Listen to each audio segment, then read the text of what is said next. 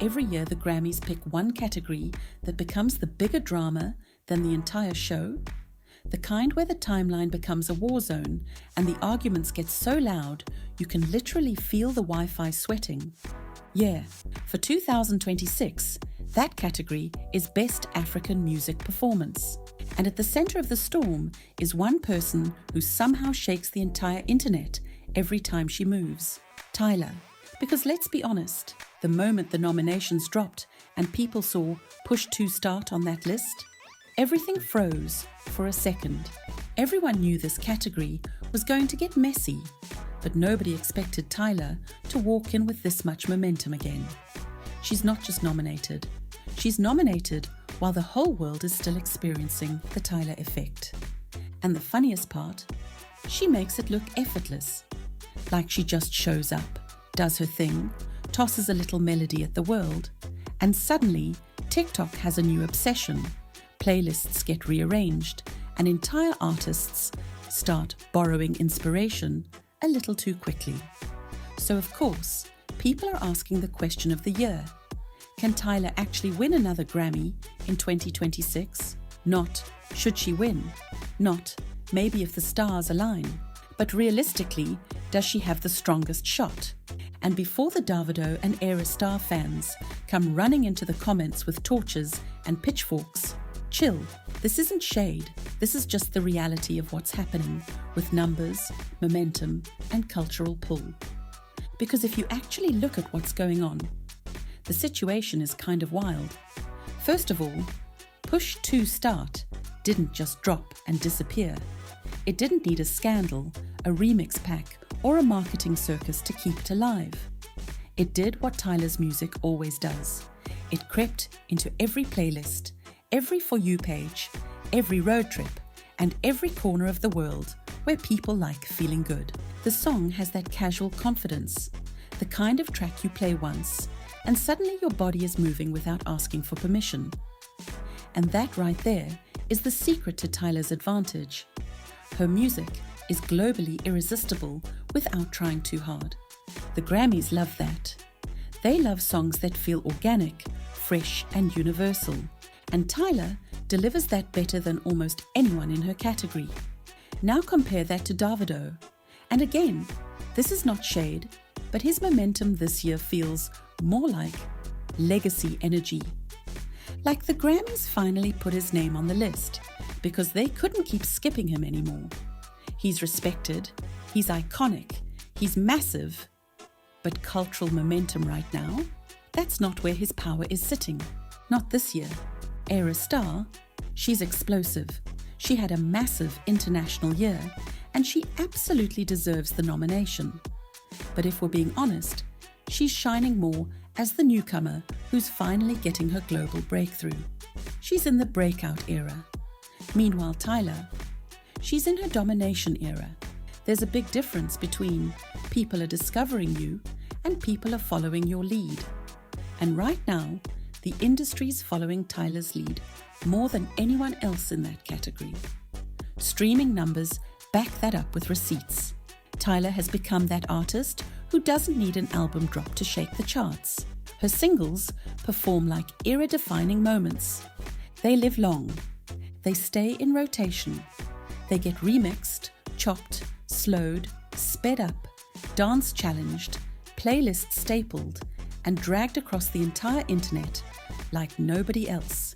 Push to Start had that exact pattern. Steady, sticky, global, addictive. And the Grammys love consistency more than hype. Hype gets you viral. Consistency gets you awards. Now here's where it gets really interesting. When you look at the category itself, African music right now is extremely competitive. Everyone is bringing something different. Afrobeats, Amapiano, fusion, experimental crossovers. But who has the strongest brand recognition among the Academy voters? Who has the most cultural pull in Western markets? Who has the cleanest worldwide trajectory? Who's already proven she can win in this exact awards environment? You already know the answer. Tyla isn't just an artist the Academy likes. She's an artist they understand. She's global without losing her identity. She's youthful without sounding gimmicky. She's African without trying to westernize her sound. She's pop-friendly without being pop-manufactured. She sits in that rare sweet spot where she appeals to the older Grammy voters and the new voters who love innovation. Davido appeals heavily to longtime Afrobeats fans. Ayra appeals heavily to Gen Z. But Tyla, she hits all age groups, all regions, all markets, all algorithms. And when it comes to the Grammys, that matters more than anything. Awards voting is not just about music, it's about perception. Right now, perception sees Tyla as the face of Africa's new global wave, the it girl who made Amapiano mainstream, the artist who somehow makes everything she touches sound like sunshine in audio form. That perception alone gives her a massive edge. Another thing that works in Tyla's favor is something a lot of people overlook: recency effect. The Grammys have a short memory. They vote based on who feels the most current, the most globally relevant, and the most talked about at the moment the ballots go out. And Tyla's name has not left the internet for a single day, not even one. She trends for singing. She trends for dancing. She trends for breathing. Whatever she does, it becomes a conversation. And the Grammys eat that up. Meanwhile, Davido doesn't dominate global discourse like that. His fan base is enormous, but the worldwide conversation doesn't orbit him the way it orbits Tyla. Ayra Starr gets a lot of TikTok engagement and fashion attention, and she's rising fast, but she's not controlling global music dialogue on Tyla's level, not yet. And then we get to the biggest factor of all, cultural momentum. People forget how powerful this is. Cultural momentum is when an artist isn't just releasing music, they're shaping culture. And right now, Amapiano is one of the hottest sounds on the planet. From the US to Europe to Asia, DJs, TikTokers, clubs and playlists are obsessed with Amapiano. And who is the global face of it? Tyla, period. She is the one the world associates with the genre. Not the only one doing it, obviously, but the one who made it a universal household sound. And when a category is literally created to celebrate African excellence, the artist who's resonating the most with global audiences tends to win. That's why her chances this year are so strong. The Grammys love rewarding artists who are shaping global taste. They love rewarding artists who push a genre forward. And they really love rewarding artists who expand the Academy's relevance with younger international audiences. Tyla is doing exactly that. Now, that doesn't mean the competition is weak, not at all. Davido has name recognition, respect, and a long career of big hits. Ayra Starr is the new global sweetheart with massive streaming power and fashion visibility. But when you pit all three against each other, Tyla is the one sitting at the perfect intersection of global influence, streaming dominance, genre leadership, cultural impact, international resonance, and undeniable momentum. And even though we're not doing bullets, you get the idea. Every conversation keeps circling back to her. And honestly, there's something hilarious about the whole situation. People keep trying to downplay her, pretend she's just hype, pretend her success is a fluke. Meanwhile, she's out here breaking records, moving culture, and getting nominated for categories where she immediately becomes the favorite. And Push to Start is such a perfect Grammy song.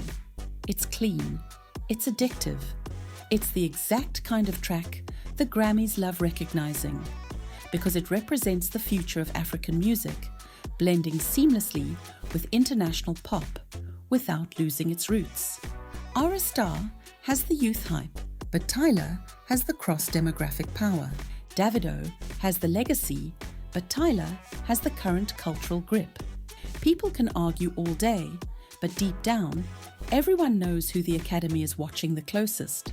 So when the Grammys roll around in 2026, don't be surprised if Twitter melts, TikTok crashes, and the entire internet freezes for a second.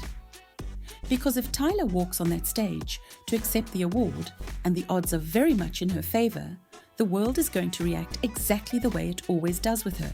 Loud, shocked, and absolutely obsessed. Because love her or hate her, Tyla wins the room the moment she walks in. And this year, she just might win the Grammy too.